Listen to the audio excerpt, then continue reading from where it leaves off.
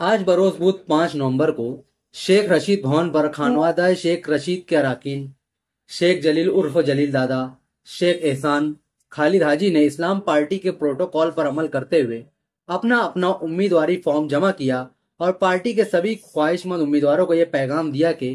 Party policy और protocol पर अमल करना सबके लिए लाजमी है, चाहे वो कितना ही छोटा हो या कितना ही बड़ा आदमी क्यों ना हो। इस मौका पर आवाम के तई मरहूम शेख रशीद व मरहूम शेख खलील उर्फ खलील दादा की खिदमत को याद करते हुए नौजवान उम्मीदवार शेख एहसान ने बताया कि वो अपने घराने के बुजुर्गों के नक्श कदम पर चलते हुए शहरियान मालेगांव और खुसूसन अपने वार्ड के लोगों की खिदमत करेंगे। हालांकि अभी तक इस बात का फैसला नहीं किया गया है कि शेख एहसान को किस वार्ड से उम्मीदवारी दी जाएगी, लेकिन पार्टी सर्वे में शेख एहसान को लेकर अवाम का अच्छा रद्द अमल सामने आया है, जिसकी बिना पर उन्हें पार्टी के ब्रांड व स्टार लीडर में शुमार किया जाने लगा है। अल्लाह रब्बुल इज़्ज़त का बड़ा ही एहसान और करम है कि अल्लाह रब्बुल इज़्ज़त ने आवाम की खिदमत के लिए, जैसे हमारे सरपरस्त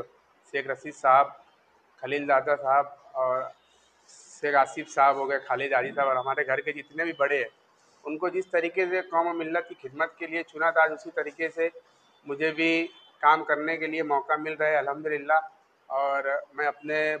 बड़ों की बताए हुए रास्ते पर आगे बढ़ते हुए आज मैंने इलेक्शन के लिए फार्म इस्लाम पार्टी से भरा है, और आने वाले वक्त में जहाँ से भी आसिफ शेख रशीद साहब उम्मीदवारी देंगे तो हम वहाँ से इलेक्शन लड़ने के लिए तैयार है। असल में ये है कि मालेगांव शहर की जो आवाम है वो अब जाग चुकी है, क्योंकि जिस तरीके से असम्बली इलेक्शन होने के बाद में मालेगांव शहर के अंदर तरह तरह की मुसीबत आ रही है, तो हमारे महबूब लीडर जनाब आसिफ शेख रशीद साहब और इस्लाम पार्टी के लोग ही है जो फील्ड के ऊपर रहकर काम कर रहे हैं। तो मैं समझता हूँ कि आवाम अब होशियार हो चुकी है, आवाम को ये अच्छी तरीके से समझ रहे हैं कि कौन काम कर सकता है। तो वो कहीं से भी आसिफ शेख रशीद साहब और इस्लाम पार्टी के ज़िम्मेदारान जहाँ से हमारे इलेक्शन लड़ने का मेरा फैसला करेंगे तो इंशाल्लाह मैं वहाँ जाके इलेक्शन लड़ूँ। वार्ड कोई सिलेक्टेड नहीं है, लेकिन जैसे मैंने कहा कि जैसे ज़िम्मेदारान और हमारे घर के जो ज़िम्मेदार हैं वो जहाँ से भी मुझे बोलेंगे इलेक्शन लड़ने के लिए तो इंशाल्लाह हम आवाम का काम करने के लिए